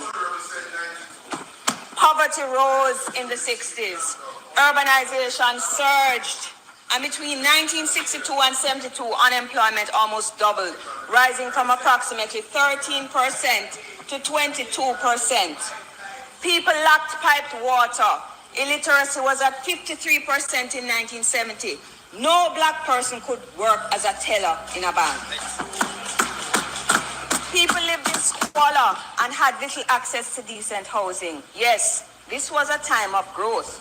But more critically for the descendants of Africans enslaved in Jamaica, it was a time of great inequality and impoverishment. The 1960s were a turbulent political period which saw black people shut out of power. In 1963, Bustamante sent the police and the army to hunt Rastafarians in what became known as Black Friday. They were tortured and killed, Mr. President. Now listen that.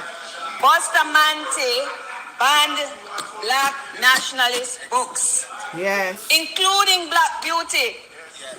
And his successor, Hugh Shearer, banned Walter Wardney for what he called bringing alien black power ideologies to Jamaica.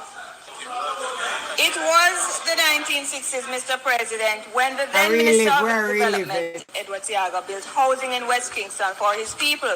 And to do so, he bulldozed the shacks in the shanties, burned them to the ground, and sent the police to take children away from their parents after they had been forced to sleep in Maypen Cemetery and on the sidewalks.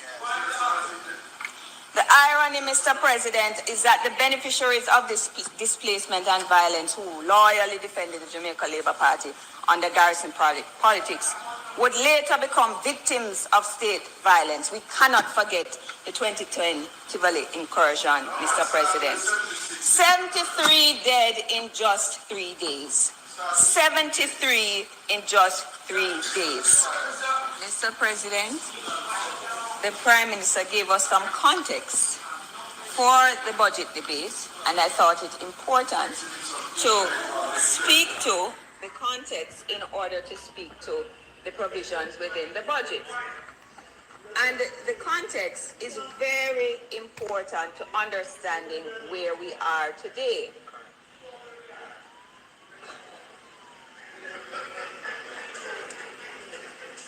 The question is, how will your side be remembered by history? I know for sure that Michael Manley was remembered well. The data tells us so. 3 years after he died, people in this country said he was the Prime Minister who had done the most for the lot of Jamaican people.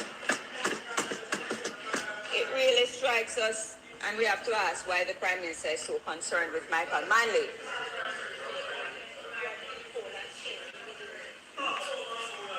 We would like to know why he is so concerned with Michael Manley, and one really has to wonder whether the Prime Minister bad mind Michael. We have to wonder if the Prime Minister bad mind Michael. We need to play that every time. Because we are seeing... Huh? You need to play it every time for true. No man, we need to play it every time for true. Every time we come here, it for play. I sure sometimes I not remember, man. Make it become a recitation in our people them head. Because not one lie was told. Not one lie was told. And we kind of like we live a repeat under the same government. Like a playbook, them go by the playbook what them have. The same thing them do. Andrew, the same thing where Siaga do. Same thing. You see me? The same thing where Bustamante do. The same thing. Same thing. And she said even under Bustamante, the poverty rose. What, 20 something percent? Yeah. Under Bustamante government. Every time JLP come in, poverty rise. You know? But she makes some point where the young Jamaicans, they don't know. They don't know. She mentioned the bank thing. Yeah. So meanwhile them introduced the motto out of many one people in 1962. Meanwhile them introduced that. The same Bustamante introduced that in 1962. Black people couldn't work in a bank. No. You see me? So the motto wasn't for us. No. The man ban all the Black Beauty book. And the black, yeah, him take it out. Because meanwhile, America they have them civil rights movement, you know. Mm-hmm. Martin Luther King and them have them march and thing to get civil rights. Black power movement. Bustamante remove all of the black power book them out of circulation in Jamaica. Yeah. And then you share come and do the same thing, remove them. And Walter Rodney ban Walter Rodney from enter back in Jamaica because the man a preach about black consciousness. The Labour Party do that. I think Walter Rodney go Guyana and him end up get unalive in a one car bomb. Me hear the story. Which was probably done by the CIA. Yeah. Isn't it? So that's a JLP history. Them no want them supporters know them history, you know. Anything to do with black power movement during the 60s were happening in America, the JLP take all of them book out of circulation in Jamaica. That's them history. How this I want him come talk about PMP lies? I saw no never know no history. No idiot. I mean I know which lie you hear nobody over here tell. You not even know your history. You not even know the real history of this country. If you had known the real history, you'd come here and type in about lie. What type of lie?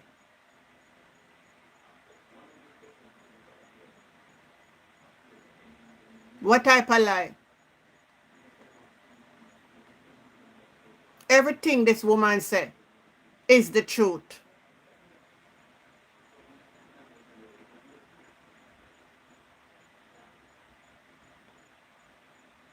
So I don't know where you come and talk about lies. Them don't know the history. We have one. Certain school like all Georges, the prominent old-time high school them. Georges and GSC, all the childhood. The black people couldn't go to them school. Go which school? You mad? We couldn't go to them school. Go where? Imagine a country majority black and we couldn't go to them school. Go and Michael Manley come and change that. I'm gonna change that. And when them change that, them people take them children out of the school. The Chinese them, the white people them take them out of them school. Somebody type in St. Hilda's too. I know say St. Hilda's were in it too. But most of them old tradition school. But I know say St. Jago High School too back in the days. Certain people couldn't go there neither. All of them old school they couldn't go there. And if you're born out of wedlock, you don't have no rights. Well, that time come in. That's why Michael come in with the bastard. Yeah. The bastard act. So I wonder if a lie we really had sit down over here and tell and not come and talk about PMP lie. Me not tell lie. Me not have no need for tell lie. Me not profit from lie. Me not practice lie. Me not talk heresies. Me talk when me know. Me not talk heresies.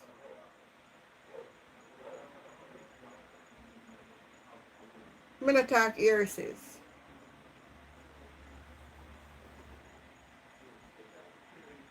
Me talk when me know.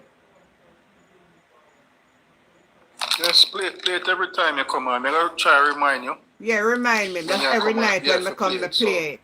Yeah. The young people, they need to know it. Hear the history. Yeah.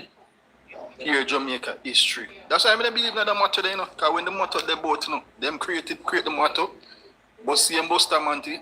But me, if me there in that time, I couldn't work in a bank. No. I have all the qualifications, them only make me work in a bank. Even though them have them up today. Yeah. Isn't it? True.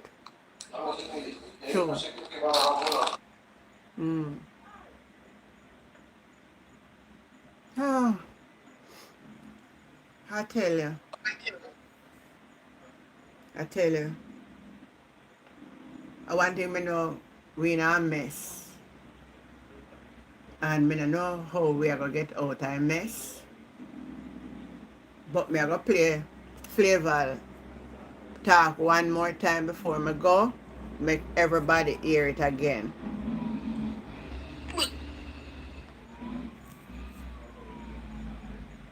Anthem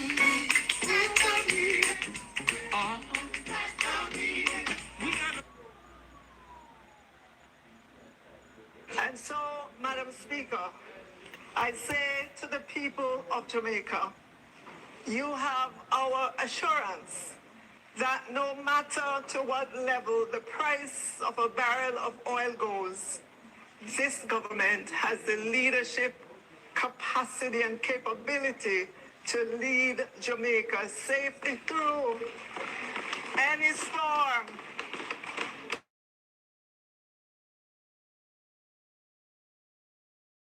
Come our way. You have the evidence of our leadership. You can bank on us. A few moments later. You need to conserve. Starting today. Government is going to have to look at policies to limit movements, especially transportation movements. I don't know, Minister Dixon, I don't know whether or not we go back to a COVID hybrid version of working from home, but something has to happen because the level of traffic that I'm seeing on the road doesn't show me that anybody realizes that there's a war and the price of fuel and oil is just continuing to go up and up and up. So I'm sure that cabinet will deliberate and the government will come up with plans as to how to conserve, but it is 100% the responsibility of every Jamaican to realize that we are in a major crisis. And so, Madam Speaker. So I hear it for yourself, people. So no, if you listen and believe them, none at all when them talk. Because they don't honest. They are not honest. Good night. They just come out every day. I'm going to show you something before I go to. When I observe today too.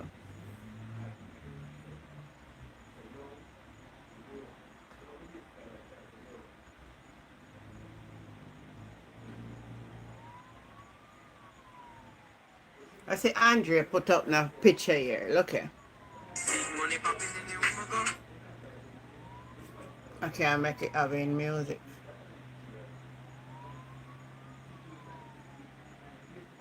This is Christopher Tufton. You remember when he been brought up and he asked, he say, oh man, as a businesswoman, see it now, see picture evolve. I'm woman.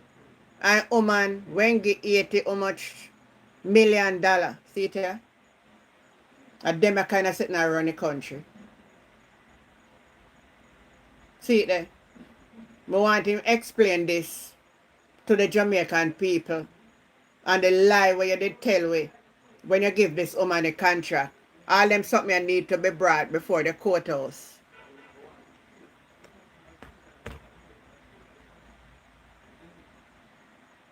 If they're not a rob so in a country, it would so bad enough. The road them would have better off the hospital would run down. But them just can't bear see the money.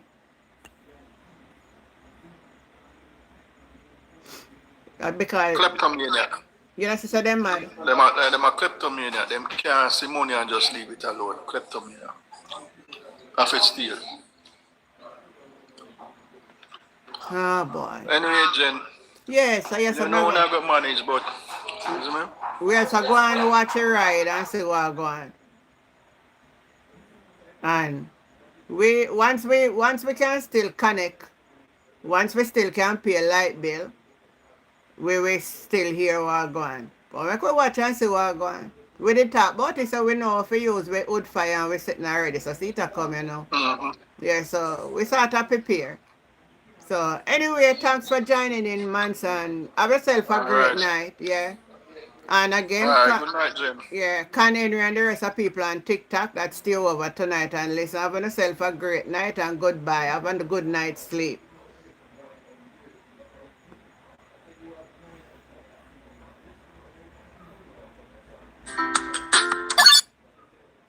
Over YouTube, Tassim, it said 80 million that can't measure and it's used to see its effectiveness.